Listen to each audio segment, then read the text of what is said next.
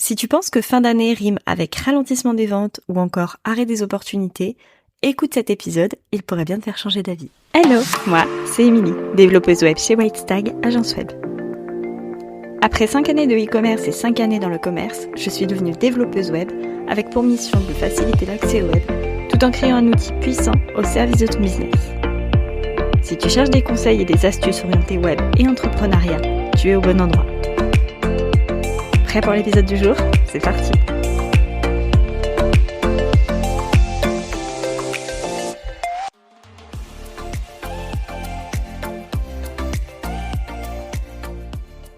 Hello, je suis super contente de te retrouver dans un nouvel épisode de podcast.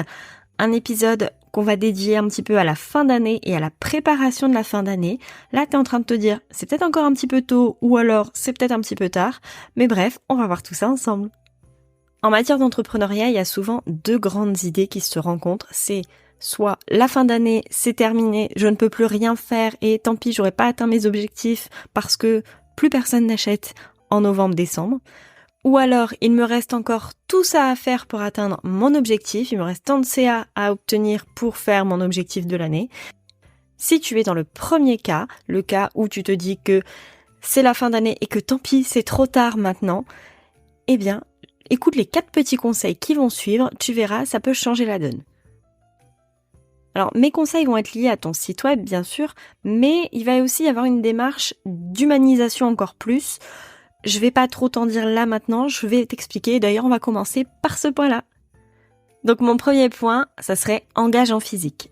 En fin d'année, c'est encore plus le moment d'humaniser et de rencontrer physiquement les gens, de sortir de ce côté relation digitale, parce que Noël, cette période de fin d'année, cette période de Noël, ça fait souvent penser à la chaleur, au marché de Noël, au partage, etc.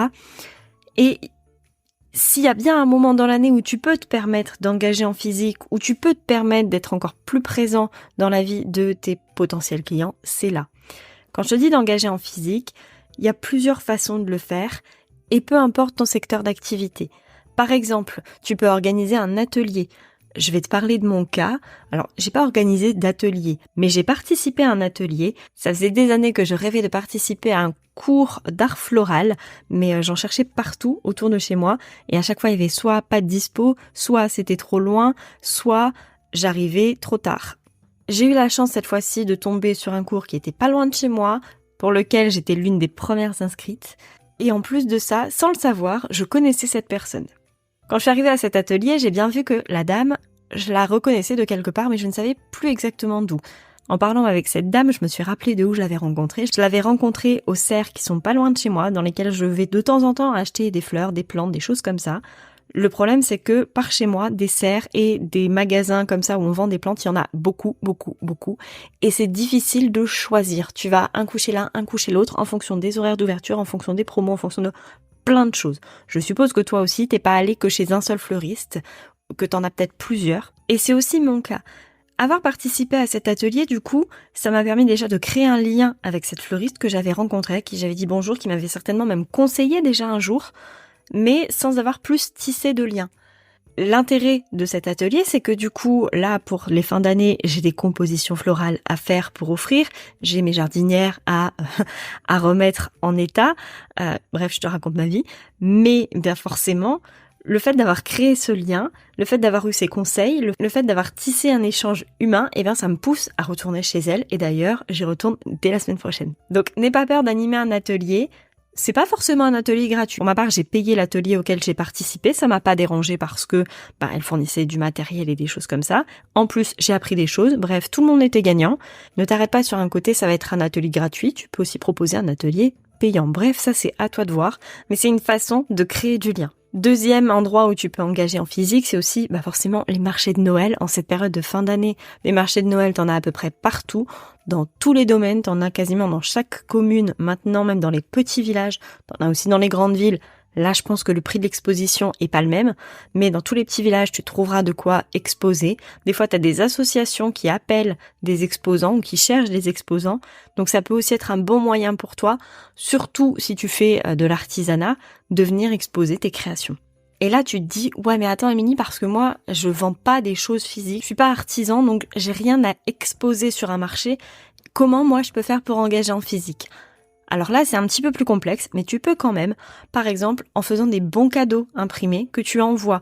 C'est sûr que tu rencontreras peut-être pas forcément les gens, quoique, en fonction de où ils se trouvent, ils peuvent très bien venir récupérer le bon cadeau à ton bureau ou à ton commerce.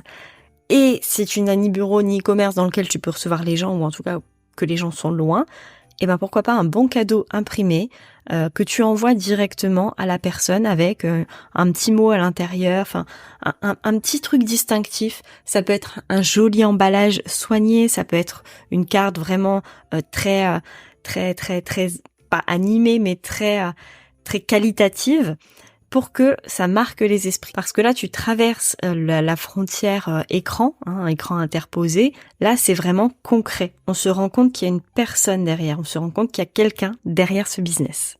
Je ne peux bien sûr pas te dévoiler ce qui se trame chez moi en fin d'année. Je ne peux pas prendre mon exemple concret, puisque la plupart de mes clientes ou anciennes clientes écoutent mon podcast. Mais je serais ravie de t'en parler début d'année prochaine. La deuxième petite chose que tu peux faire en cette fin d'année, c'est de revoir tes tarifs, à la hausse bien sûr, ou de packager tes offres différemment. Là tu vas me dire oui mais augmenter mes tarifs alors que je pense que je vais pas vendre, c'est pas le moment. Oui, mais tu peux déjà préparer cette idée que tu vas augmenter tes tarifs. Tu peux déjà calculer quel tarif tu vas pouvoir proposer. Parce que soit ta matière première a augmenté, si tu vends quelque chose pour lequel tu as besoin de matériaux, soit sinon ton expertise a augmenté et du coup, forcément, l'expertise a un prix. Et du coup, si tu veux vraiment mieux vendre en fin d'année, ben pourquoi ne pas packager tes offres différemment ? Exemple, si tu as une très très grosse offre aujourd'hui qui a du mal à se vendre, pourquoi ne pas profiter de la fin d'année pour la packager différemment, par exemple en plusieurs morceaux différents où ton client pourra venir choisir ce dont il a besoin. Exemple, tu as une grosse formation qui coûte plusieurs milliers d'euros et tu penses que tu n'auras plus le temps de la vendre en fin d'année. C'est peut-être vrai, c'est peut-être faux, ça on n'en sait rien. Mais tu peux par exemple proposer des bouts de cette formation. Si elle est découpable, bien sûr, ne propose pas un bout de ta formation en disant si tu veux le reste, il va falloir l'acheter. C'est bien évident, mais je préfère le préciser. Mais propose des choses qui peuvent être intéressantes pour ton audience. Exemple, en fin d'année dernière, j'ai sorti mon offre Sécurité Express qui était tirée de ma grosse offre de création de site web. Ça m'a pas pris beaucoup plus de temps en termes de tournage, etc. parce que j'ai pas eu grand chose à faire. J'ai juste eu un petit peu de communication différente à faire, trouver un nouveau nom, refaire des petits visuels, des choses comme ça, mais pas grand chose. Et elle s'est vendue cette formation puisque forcément elle était beaucoup moins chère. Le ratio du temps que ça m'a pris par rapport à ce que ça m'a rapporté, je suis gagnante. Troisième petit conseil, analyse et revois ou optimise ton parcours client. Là encore, tu te dis oui, mais qu'est-ce que ça va me permettre de vendre, de revoir mon parcours client ? Ce qui se passe généralement en fin d'année, c'est qu'on est dans cette optique de c'est la fin d'année, donc mon client, je veux le chouchouter parce qu'on est dans cette ambiance de partage, ce côté chaleureux, ce côté où on se fait des petits cadeaux, ce côté où on a des calendriers de l'Avent, enfin bref, des beaux paquets cadeaux, bref, tout ce petit côté où on est aux petits soins en fait pour les uns et pour les autres. J'ai envie de te dire, pourquoi on ferait ça qu'à la fin de l'année ? Pourquoi le reste de l'année, ton client, quand il t'achète quelque chose, il pourrait pas avoir par exemple un joli emballage cadeau ? Ressors pas ton emballage cadeau de Noël, bien sûr, les petits sapins, les Pères Noël, ça fera pas l'affaire. Mais pourquoi pas lui proposer une option dans laquelle il pourrait avoir vraiment un bel emballage cadeau pour n'importe quelle période de l'année. Des fois même, t'as des clients, et je pense qu'on l'a toute faite, si tu te souviens, il y a quelques années, chez Sephora, je sais même pas si ça existe encore, quand tu commandais sur le site de Sephora, tu pouvais choisir d'avoir une boîte cadeau. Généralement, ce qu'on faisait, c'est qu'on se prenait toute la boîte cadeau pour nous parce que ça faisait un petit rangement supplémentaire dans notre bureau ou dans notre coiffeuse. C'était pas pour offrir, mais on était content d'avoir notre petite boîte cadeau. Je crois qu'elle était à 1 €, tu pouvais l'avoir gratuitement en fonction du montant d'achat. Et pourquoi ne pas recréer ça pour le reste de l'année ? Et si justement pour la fin d'année, t'avais pas forcément prévu ce côté chouchoutage, ce côté où tu vas mettre les petits plats dans les grands, ce côté où tu vas proposer par exemple un emballage cadeau, une livraison un peu plus rapide, offrir les frais de port, tout ce type de petits événements, c'est le moment d'y aller. Qu'est-ce qui pourrait aujourd'hui, pose-toi 5 minutes et demande-toi qu'est-ce qui pourrait aujourd'hui faire plaisir à ton client en cette période de Noël, à la personne qui voudrait acheter chez toi, qu'est-ce qui vraiment marquerait cette différence et lui permettrait de se dire c'est le moment, je vais y aller. Alors bien sûr, t'as le côté des Black Friday, des choses comme ça, où du coup, au moment où tu écouteras cet épisode, le Black Friday officiel, c'est aujourd'hui, même s'il a commencé déjà depuis début novembre dans toute la France. Bref, c'était un petit aparté. Mais reprends ce côté, qu'est-ce qui ferait plaisir à mon client ? En cette période de Noël, vraiment, comment moi, en tant qu'entrepreneur, je pourrais lui faire plaisir ? Comment moi, je pourrais marquer son esprit pour que quand il aura un prochain achat, soit encore en fin d'année, soit l'année prochaine, il se souvienne de cette super expérience client qu'il a eue avec moi. Mon dernier conseil, c'est pense à l'après fête, à l'après Black Friday, à l'après tout ça.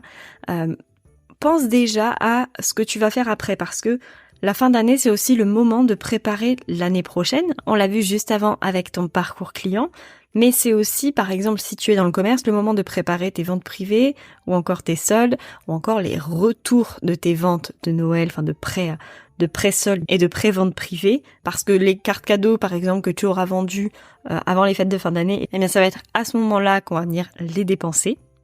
Donc pense à cet enchaînement, parce que ça va aussi être une grosse période, et c'est pas parce que tu n'auras pas réussi forcément à faire tes objectifs au moment des fêtes de fin d'année que c'est fini. Au contraire, c'est peut-être juste que en fin 2023, tu auras anticipé ton début d'année 2024, et c'est vraiment une super chose, une super belle opportunité.